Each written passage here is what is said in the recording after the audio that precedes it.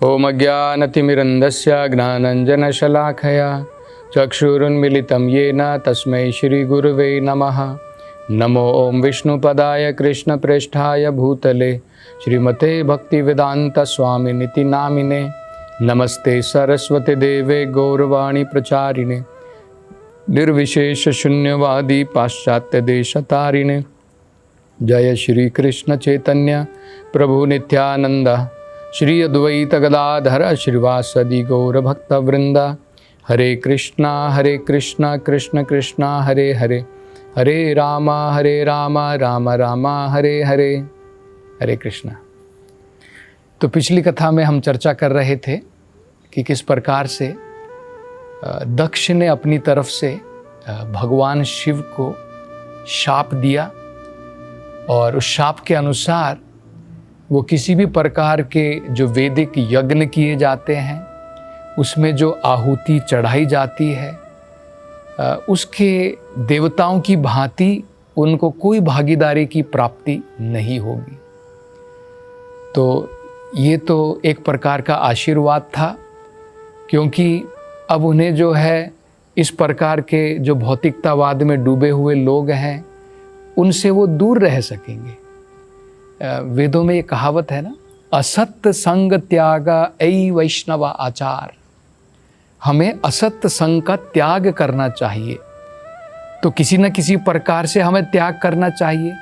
अब भगवान शिव को स्वाभाविक तरीके से ये अवसर की प्राप्ति हो गई कि अब उन्हें जो भौतिकतावाद में इंद्रियों के भोगों में जो डूबे हुए देवतागण हैं उनके साथ में बैठ कर के यज्ञ की भागीदारी जो आहुति चढ़ाई जाती है उसको जो है ग्रहण नहीं करना पड़ेगा। यज्ञ शिष्ट उनके साथ बैठ कर के खाने की कोई ज़रूरत नहीं पड़ेगी। तो एक प्रकार से आशीर्वाद ही था। एक रिसेंटली का भी हम एक उदाहरण देख सकते हैं। एक महान भगवान के भक्त थे, श्रीला प्रभुपाद जी के गुरु श्रीला प्रभुपाद जी के गुरु थे भक्ति सिद्धांता सरस्वती ठाकुर, और उनके गुरु थे गौर किशोरदास बाबा जी। ये जो गौर किशोरदास बाबा जी महाराज थे वो इतने सिद्ध पुरुष थे कि लोग उनके पास में आते थे कुछ आशीर्वाद लेने के लिए। आजकल तो हम लोग देखते हैं कि असल में देखा जाए तो जो आध्यात्मिकता में लीन है, जो भगवान की भक्ति में प्रगति कर रहा है, उसके पास में सिद्धि होती है, लेकिन वो व्यक्तियों को केवल भौतिक चीज़ें प्रदान नहीं करना चाहता है, क्योंकि वो सब टेम्परेरी हैं। वो लोगों को आध्यात्मिक वस्तु, आध्यात्मिकता में प्रगति, भगवान के चरण कमल प्रदान कर सकता है, भगवान की प्रेम भक्ति प्रदान कर सकता है। तो आजकल हम देखते हैं कि कुछ लोगों के पास में अगर कुछ सिद्धियां होती हैं तो बड़े बड़े दरबार लगाते हैं और लोगों की भौतिक इच्छा पूरी करते हैं। तो ये जो है आध्यात्मिकता के लक्षण नहीं है। तो गौर किशोरदास बाबा जी महाराज जो है सिद्ध पुरुष थे और लोग उनके पास में आना चाहते थे, उनसे आशीर्वाद लेना चाहते थे, लेकिन वो हमेशा भगवान के नाम में, उनके जप करने में लीन रहते थे। लेकिन हमेशा वो देखते थे कि लोग आकर के उनको डिस्टर्ब करते हैं। तो उन्होंने एक निर्णय लिया कि मैं जो म्युनिसिपल कॉरपोरेशन की जो लेबॉर्ट्री होती है, टॉयलेट्स जिसे कहते हैं, वहाँ पर बैठ कर के भगवान के नाम का जप करूँगा और वहाँ पर दुर्गंध के कारण ये भौतिकतावाद में डूबे हुए लोग इतनी गंदी जगह पर नहीं आएंगे, लेकिन वहाँ पर कम से कम मुझे इन लोगों से छुटकारा मिलेगा और मैं भगवान के नाम में अपना मन लगा पाऊँगा। तो प्रैक्टिकली उन्होंने अपने जीवन में इस प्रकार से अपनाया। जब उन्होंने देखा कि लोग आकर के उन्हें तंग करते थे, मुझे बाबा जी ये आशीर्वाद दो, मुझे ये आशीर्वाद दो, मेरी फैमिली में ये ठीक नहीं है, वो ठीक नहीं है, तो वो अपना भगवत भजन करना चाहते थे। तो उन्होंने क्या निर्णय लिया कि मैं पब्लिक टॉयलेट के पास में जाकर के बैठ कर के भगवान के नाम का जप करूँगा और ऐसी जगह पर ये लोग वहाँ पर जो है नहीं आएंगे। तो ये उदाहरण हम देख सकते हैं। दूसरा हमने ये भी देखा था पिछली कथा में कि इतनी शुभ पवित्र जगह से जहाँ पर एक महत्वपूर्ण यज्ञ का आयोजन किया गया था, उसको अशुभ मान करके दक्ष जो है वहाँ से निकल जाते हैं। तो ये जो है क्रोध का प्रभाव होता है। और उन्होंने जो है भगवान शिव के ऊपर अनेकों प्रकार के अपशब्द कहे थे और क्रोध में आकर के ये सारे के सारे कार्य किए थे, जिससे उसकी बुद्धि भ्रष्ट हो गई थी। तो चैतन्य महाप्रभु जो है एक वार्निंग देते हैं, हमें जो है ये समझाते हैं, बताते हैं कि भगवान के भक्त को काम, क्रोध और लोभ, इन चीज़ों से मुक्त रहना चाहिए। खासकर जो क्रोध होता है, क्रोध के वश में आकर के हमें जो नहीं करना चाहिए वो भी हम करते हैं। बाद में हम पछतावा जरूर करते हैं, लेकिन क्रोध ऐसा होता है जो हमें नहीं करना चाहिए वो भी कर बैठते हैं। तो कई बार क्रोध में आकर के हम भगवान के भक्तों के प्रति अपराध भी कर सकते हैं, जैसे दक्ष ने किया भगवान शिव के प्रति। तो इससे हमें बड़ा सावधान रहना चाहिए। क्यों सावधान रहना चाहिए? क्योंकि इसे वैष्णव अपराध कहा जाता है और वैष्णव अपराध की तुलना एक मतवाले हाथी से की जाती है। इसे कहा जाता है ये मतवाले हाथी का अपराध है। जैसे मानो क्या होता है, मान लीजिए आपने एक बहुत बढ़िया गार्डन लगाया है और उस गार्डन में अगर आप मतवाले हाथी को छोड़ देते हैं तो क्या करेगा, आपके सारे गार्डन का सत्यानाश हो जाएगा। इसी प्रकार से हमारे हृदय में जो हम भक्ति के बीज हमने लगाए हैं, जो भक्ति की लता जो बढ़ रही है, उसमें अगर हम मतवाले हाथी यानी वैष्णव अपराध को, क्रोध में आकर के भक्तों के प्रति अगर हम कुछ अपराध करते हैं तो वो एक मतवाले हाथी को छोड़ने के बराबर है। हमारी भक्ति जो है नष्ट हो जाती है। कुछ समय के लिए हम भगवान की भक्ति में आगे प्रगति नहीं कर पाएंगे। तो ये बड़ा महत्वपूर्ण है। तो दक्ष तो छोड़ करके चले गए सभा को। अब वहां पर भगवान शिव के एक जो प्रमुख सेवक थे, आपको सबको पता है, वो उनके वाहन भी बताए जाते हैं, जिन्हें नंदीश्वर कहा जाता है या नंदी कहा जाता है। तो नंदीश्वर वहां पर थे। तो जब उन्होंने देखा कि दक्ष ने इस प्रकार की मूर्खता की, जब उन्हें ये पता चला और उन्होंने भगवान शिव को जो है उनका अपमान किया, अपशब्द कहे और उनको शाप भी दिया, तो क्रोध में आकर के नंदी की जो है आंखें लाल हो जाती हैं और वो भी जो है अब खड़े हो जाते हैं और वो भी अब शाप देना चाहते हैं। तो भागवत में कहा है वो दो प्रकार के लोगों को शाप देना चाहते थे। एक तो दक्ष को शाप देना चाहते थे, जिन्होंने उनके मास्टर भगवान शिव, क्योंकि वो तो सेवक हैं, और उनके जो मालिक हैं भगवान शिव, उनके प्रति जिसने अपराध किया उसको दंड देना चाहते थे।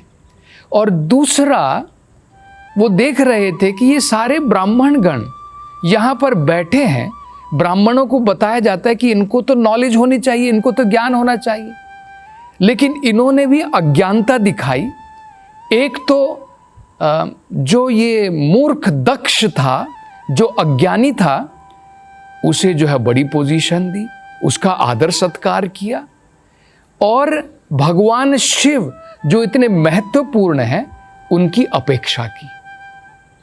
क्योंकि जब दक्ष इतने प्रकार के अपशब्द कह रहा था, इनमें से कोई नहीं उठा, इनमें से कोई भी उठ करके किसी ने भी नहीं कहा कि दक्ष तुम ये क्या बकवास कर रहे हो, ये किस प्रकार के तुम अपशब्द कह रहे हो, क्यों इस प्रकार का अपमान कर रहे हो। इनमें से कोई भी नहीं उठा।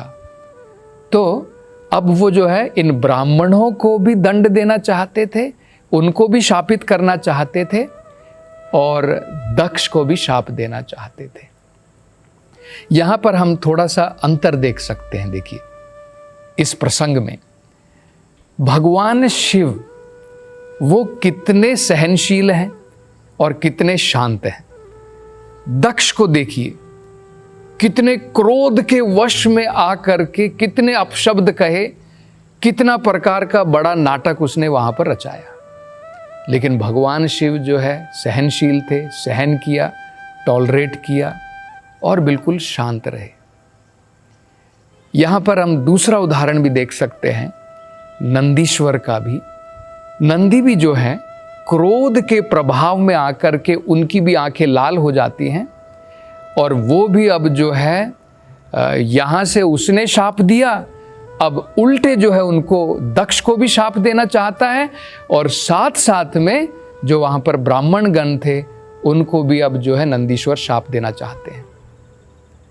तो ये तो सही है कि जो महान पुरुष का अगर कोई अपमान करता है तो हमें वो सहन नहीं करना चाहिए, हमें क्रोधित होना चाहिए।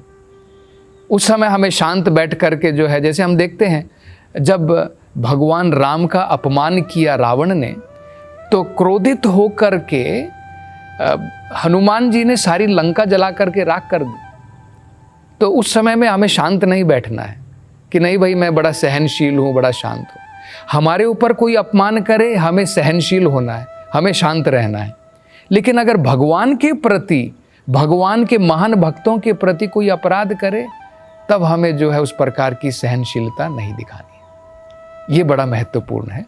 तो नंदीश्वर के लिए ये सही था कि भगवान शिव के ऊपर जो अपराध किया गया, उनके प्रति जो अपमान किया गया, उसके कारण उन्हें क्रोध तो आना था दक्ष के ऊपर, वो तो सही था। लेकिन जो उन्होंने क्रोध इन ब्राह्मणों के ऊपर दिखाया, जो सभा में थे, जो निर्दोष थे, वो सही नहीं था। ये हमें समझना है। तो क्रोध का इस प्रकार का जो है प्रभाव होता है कि व्यक्ति जो है उसे क्या करना चाहिए, क्या नहीं करना चाहिए, प्रैक्टिकली जो है हम उसमें भूल जाते हैं। तो अब देखिए क्या क्या शाप देते हैं। तो पहला शाप वो इन सभी ब्राह्मणों को देते हैं। वो कहते हैं कि इन जिन भी ब्राह्मणों ने यहाँ पर, जिनको ज्ञानी होना चाहिए था कि भाई, क्योंकि ब्राह्मण का मतलब क्या होता है, ब्रह्मण जानाति इति ब्राह्मणा, जिसे ब्राह्मण का ज्ञान है, जिसे आध्यात्मिक ज्ञान है, उसे ब्राह्मण कहना चाहिए। तो नंदीश्वर जो है वो कह रहे हैं कि भाई मुझे नहीं लगता कि इन्हें ब्राह्मण का ज्ञान है, क्योंकि इन्होंने ऐसे व्यक्ति का सम्मान किया जो शरीर और आत्मा के बीच में कोई अंतर नहीं जानता है, जो शरीर में डूबा हुआ है। दक्ष जो है अपने शरीर के लिए, अपने मान के लिए, अपने यश के लिए उसने जो है भरी सभा में भगवान शिव का अपमान किया। उससे क्या पता चलता है, वो भौतिकतावाद में डूबा हुआ व्यक्ति है। तो भौतिकता में डूबे हुए व्यक्ति का इतना सम्मान करना और जो भगवान के महान भक्त हैं भगवान शिव, उनका अपमान सहन करना, ये तो ब्राह्मण के लक्षण नहीं है। ये नंदीश्वर की सोच है। वो कह रहे हैं कि ये ब्राह्मण के लक्षण नहीं है, ये उन्होंने ठीक नहीं किया है। तो इसके फलस्वरूप क्या होगा, वो कहते हैं इसके फलस्वरूप ये सारे ब्राह्मण आध्यात्मिक ज्ञान से बिल्कुल परे हो जाएंगे। आने वाले समय में अब इन ब्राह्मणों को आध्यात्मिक ज्ञान नहीं रहेगा। लेकिन बाहरी रूप से ये वेदों का पठन करेंगे, ये यज्ञ करवाएंगे, लेकिन सब कर्म कांड के लिए, इस संसार से मुक्ति प्राप्ति के लिए नहीं। ये अनेकों प्रकार के वेदों का नियमों का पालन करेंगे, ये अनेकों प्रकार के वेदों के श्लोकों का उच्चारण करेंगे, लेकिन किस लिए? इस भौतिक संसार में प्रगति करने के लिए, अगले जीवन में स्वर्गलोक तक जाने के लिए। तो आज हम ये देखते हैं कि जो नंदीश्वर ने कहा था ये धीरे धीरे सत्य हो रहा है। आज के जो सो कॉल्ड ब्राह्मण होते हैं, हम देखते हैं कि उन्हें आध्यात्मिक ज्ञान तो इस प्रकार का नहीं है, लेकिन श्लोकों का उच्चारण भी करते हैं, अनेकों प्रकार के यज्ञ भी करते हैं, लेकिन उनकी दृष्टि भगवत धाम जाने के लिए नहीं है। उनकी दृष्टि है कि अगले जीवन में हम स्वर्ग लोकों तक जाएं, एक प्रकार का अस्थायी सुख भोगना चाहते हैं। तो ये जो शाप दिया था, ये धीरे धीरे हम देखते हैं कि ये सही हुआ है। दूसरा वो कहते हैं कि ये जो दक्ष है, जिसकी अल्प बुद्धि है, जो अपने शरीर से इतना आसक्त है और जो जानवरों की भांति मैथुन में डूबा है केवल शरीर की खुशी के लिए, और जिसने उसके कारण, क्योंकि जो व्यक्ति शरीर में डूबा है वो मत्ता प्रमत्ता है, तो इस प्रकार का व्यक्ति, इसे मनुष्य का जो है सर प्राप्त नहीं होना चाहिए। इसका फेस, इसका जो सर है वो अब चला जाएगा, मनुष्य का सर, और अब इसे एक बकरी का, एक जानवर के सर की प्राप्ति होगी। ये दूसरा शाप दिया। और तीसरा शाप वो देते हैं कि जिस भी ब्राह्मण गण ने यहाँ पर बैठ करके दक्ष का साथ दिया, और इस प्रकार से जो भौतिकतावाद में डूबा हुआ व्यक्ति है, इन ब्राह्मणों को जन्म और मृत्यु के चक्र से कोई छुटकारा नहीं मिलेगा। और आने वाले समय में ये ब्राह्मणगण भिक्षा मांगेंगे, ये लोग तपस्या भी करेंगे, यज्ञ भी करेंगे, लेकिन सब जो है भौतिक संसार में प्रगति मात्र के लिए करेंगे। और इनको जो है इस प्रकार से आध्यात्मिकता में कोई प्रगति नहीं होगी, और भौतिक संसार के काल चक्र से कोई छुटकारा नहीं मिलेगा। केवल शरीर में अपना पेट भरने के लिए यज्ञ भी करवाएंगे, तपस्या भी करेंगे, सब कुछ करेंगे। ये भी हम देखते हैं कि कलयुग में आजकल जो है लोग ब्राह्मण की प्रक्रिया जो होती है वो भगवान को समझने के लिए होती है, लेकिन आजकल हम लोग देखते हैं कि लोग भिक्षा भी मांगते हैं केवल अपना और अपनी फैमिली का पेट भरने के लिए, यज्ञ भी करवाते हैं। तो उन सब के लिए, उन सब के द्वारा वो क्या मात्र करना चाहते हैं? केवल अपना भरण पोषण मात्र करना चाहते हैं। वो भी कलयुग में हम देखते हैं कि सही आ रहा है। तो अब आगे जो है इस विषय में और क्या होता है उसकी चर्चा अगली कथा में करेंगे। हरे कृष्ण।